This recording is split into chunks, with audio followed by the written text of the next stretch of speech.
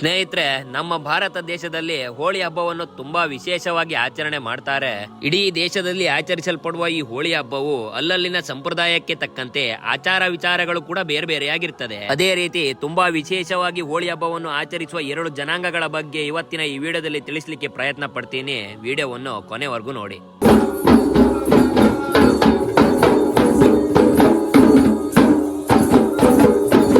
ಮರಾಠಿ ಮತ್ತು ಕುಡುಬಿ ಎನ್ನುವ 2 ಜನಾಂಗದವರು ನಮ್ಮ ದೇಶದಲ್ಲಿ ಹೋಳಿ ಹಬ್ಬವನ್ನು ತುಂಬಾ ವಿಶೇಷವಾಗಿ ಆಚರಣೆ ಮಾಡ್ತಾರೆ. ಹೋಳಿ ಹುಣ್ಣಿಮೆಯ 4 ದಿನಗಳ ಮೊದಲು ತಮ್ಮ ವಿಶೇಷವಾದ ವೇಷಭೂಷಣಗಳೊಂದಿಗೆ ಮತ್ತು ತಮ್ಮ ಸಂಪ್ರದಾಯದ ಗುಮ್ಮಟೆ ಕೋಲುಗಳೊಂದಿಗೆ ಯಾವುದೇ ಹಣದ ನಿರೀಕ್ಷೆ ಇಲ್ಲದೆ ತಮ್ಮ ಕೂಡುಕಟ್ಟಿನವರ ಜೊತೆಗೂಡಿ ಗ್ರಾಮದ ಎಲ್ಲರ ಮನೆಗೂ ಹೋಗಿ ಗುಮ್ಮಟೆಯನ್ನು ಬಾರಿಸುತ್ತಾ ಕೋಲುಗಳನ್ನು ಬಡಿಯುತ್ತಾ ನರ್ತಿಸುತ್ತಾರೆ. ಮನೆಯವರು ಮರ್ಯಾದೆಗೆಂದು ಕೊಡುವ ಕಾಯಿ ಮತ್ತು ಅಕ್ಕಿಯನ್ನು ಮಾತ್ರ ಸ್ವೀಕರಿಸುತ್ತಾರೆ. ಇವರು ಮನೆ ಮನೆಗೆ ಬಂದು ಹಾಡಿ ಕುಣಿದು ನರ್ತಿಸುವುದರಿಂದ ಮನೆಗೆ ಒಳ್ಳೆಯದಾಗುತ್ತದೆ ಎನ್ನುವ ನಂಬಿಕೆ ಕೂಡ ಇದೆ. ಹಾಗಾಗಿ ಇವರು ನರ್ತಿಸುವುದನ್ನು ಮನೆ ಮಂದಿ ಎಲ್ಲ ಭಕ್ತಿಯಿಂದ ನೋಡ್ತಾರೆ. ಈಶ್ವರನು ಧ್ಯಾನಾಸಕ್ತನಾಗಿರುವಾಗ ಆತನ ವ್ರತಭಂಗ ಮಾಡಲು ಕಾಮದೇವನು ಬಾಣವನ್ನು ಬಿಟ್ಟಾಗ ಬಾಣ ತಾಗಿದ ಈಶ್ವರನು ಕೋಪದಿಂದ ಕಣ್ಣನ್ನು ಬಿಡುತ್ತಾನೆ. ಆತನ ಕೋಪವನ್ನು ತಣಿಸಲು ಯಾರಿಂದಲೂ ಕೂಡ ಆಗುವುದಿಲ್ಲ. ಆ ಸಂದರ್ಭದಲ್ಲಿ ಬೆಟ್ಟ ಗುಡ್ಡಗಳಲ್ಲಿ ವಾಸವಾಗಿದ್ದ ಈ ಸಮುದಾಯದವರು ತಮ್ಮ ಸಂಪ್ರದಾಯದ ಗುಮ್ಮಟೆ ಕೋಲುಗಳನ್ನು ಬಡಿಯುತ್ತಾ ಹಾಡಿ ಕುಣಿದು ಕುಪ್ಪಳಿಸುತ್ತಾರೆ. ತಮ್ಮ ಬೆವರನ್ನು ಹರಿಸಿ ಆರಾಧನೆಯನ್ನು ಮಾಡುವ ಈ ಜನಾಂಗದವರನ್ನು ಕಂಡ ಶಿವನು ತನ್ನ ಕೋಪವನ್ನು ತಣಿಸಿಕೊಳ್ಳುತ್ತಾನೆ. ಇದರಿಂದ ಪ್ರತಿ ವರ್ಷವೂ ಈಶ್ವರನ ಕೋಪವನ್ನು ತಣಿಸುವುದಕ್ಕೆ ಈ ಹೋಳಿ ಹಬ್ಬವನ್ನು ಆಚರಿಸುತ್ತಾರೆ ಎನ್ನುವ ಪ್ರತೀತಿ ಕೂಡ ಇದೆ.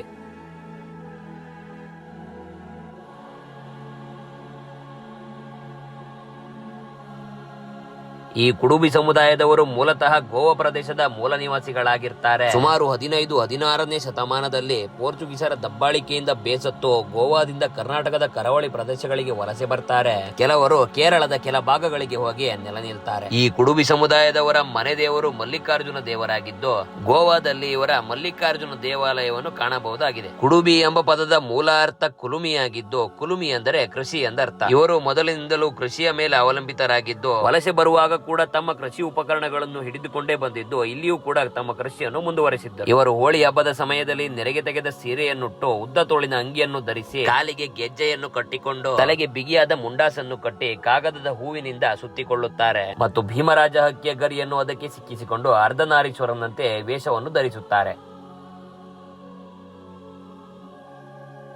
ಈ ಮರಾಠ ಜನಾಂಗದವರು ಮೂಲತಃ ಮಹಾರಾಷ್ಟ್ರ ಭಾಗದವರಾಗಿದ್ದರು. ಹಿಂದೆ ಮರಾಠ ಮತ್ತು ಬ್ರಿಟಿಷರ ಯುದ್ಧದಲ್ಲಿ ಮರಾಠರು ಸೋತಾಗ ಇವರನ್ನು ಬ್ರಿಟಿಷರು ಒತ್ತೆಯಾಳುಗಳನ್ನಾಗಿ ಇಟ್ಟುಕೊಂಡಿದ್ದರು. ಅವರ ಒತ್ತೆಯಾಳುಗಳಾಗಿ ಕೆಲಸ ಮಾಡಿದ ಇವರು ಬೇಸತ್ತು ಕರ್ನಾಟಕದ ಕೆಲವು ಭಾಗಗಳಿಗೆ ವಲಸೆ ಬಂದರು ಎನ್ನುವ ಮಾತುಗಳಿದ್ದರು. ಅದಕ್ಕೆ ಯಾವುದೇ ಪುರಾವೆಗಳು ದೊರೆತಿಲ್ಲ. ಇವರ ವೇಷಭೂಷಣಗಳಲ್ಲಿ ಭಾರಿ ಬದಲಾವಣೆಗಳೇನಿಲ್ಲದಿದ್ದರು ಕುಡುಬಿ ಸಮುದಾಯದವರಂತೆ ನೆರಿಗೆ ಸೀರೆಗಳನ್ನು ಇವರು ಉಡುವುದಿಲ್ಲ. ಹಾಗೆ ಭೀಮರಾಜ ಹಕ್ಕಿಯ ಗರಿಯನ್ನು ಕೂಡ ಇವರು ಇಡುವುದಿಲ್ಲ. ಇವರು ಸಿದ್ದೇಶ್ವರ, ಕಾಳಭೈರವ, ಅಂಬಾಭವಾನಿ ಎಂಬ ದೇವರುಗಳನ್ನು ಪೂಜಿಸುತ್ತಾರೆ. ಹಾಗೆ ಉಡುಪಿಯ ಕೆಲ ಭಾಗಗಳಲ್ಲಿ ಗದ್ದುಗೆ ಅಮ್ಮನವರನ್ನು ಪೂಜಿಸುವ ಸಂಪ್ರದಾಯ ಕೂಡ ಇದೆ. ಸ್ನೇಹಿತರೆ, ಈ 2 ಸಮುದಾಯದವರ ಸಂಪ್ರದಾಯದ ಪ್ರಕಾರ ಹೋಳಿ ಹಬ್ಬದಲ್ಲಿ ಪಾಲ್ಗೊಳ್ಳಬೇಕಾದರೆ ಇವರ ಮಧ್ಯೆ ಯಾವುದೇ ಮನಸ್ತಾಪಗಳಿರಬಾರದು. ಅಂತಹ ಮನಸ್ತಾಪಗಳಿದ್ದರೂ ಅದನ್ನು ಪರಿಹಾರ ಮಾಡಿಕೊಂಡೇ ಈ ಹಬ್ಬಕ್ಕೆ ಪಾಲ್ಗೊಳ್ಳಬೇಕಾಗ್ತದೆ. ಇದರಿಂದಾಗಿ ಇವರಲ್ಲಿನ ಈ ಒಗ್ಗಟ್ಟು ಇನ್ನಷ್ಟು ಜಾಸ್ತಿ ಆಗ್ತದೆ. ಇವರು ತಂಡವನ್ನು ಕಟ್ಟಿಕೊಂಡು ಹೋಳಿ ಹಬ್ಬಕ್ಕೆ ಹೊರಟಾಗ ಇವರ ಈ ಕೂಡುಕಟ್ಟಿನ ಸದಸ್ಯರ ಮನೆಯಲ್ಲಿಯೇ ಒಂದೊಂದು ದಿನ ಒಬ್ಬೊಬ್ಬರ ಮನೆಯಲ್ಲಿ ಊಟದ ವ್ಯವಸ್ಥೆಯನ್ನು ಮಾಡಲಾಗಿರುತ್ತದೆ. ಈ ಆಧುನಿಕತೆಯ ಕಾಲದಲ್ಲಿ ಮೊಬೈಲ್ ಮತ್ತು ಟಿವಿಗಳ ಮೇಲೆ ಮಾರು ಹೋಗಿರುವ ಮಕ್ಕಳ ಮಧ್ಯೆ ಈ ಹೋಳಿ ಹಬ್ಬದ ವೇಷವನ್ನು ಹಾಕಿಕೊಂಡು ಹಬ್ಬದಲ್ಲಿ ಪಾಲ್ಗೊಳ್ಳುವ ಈ ಮಕ್ಕಳನ್ನು ನೋಡಿದ್ರೆ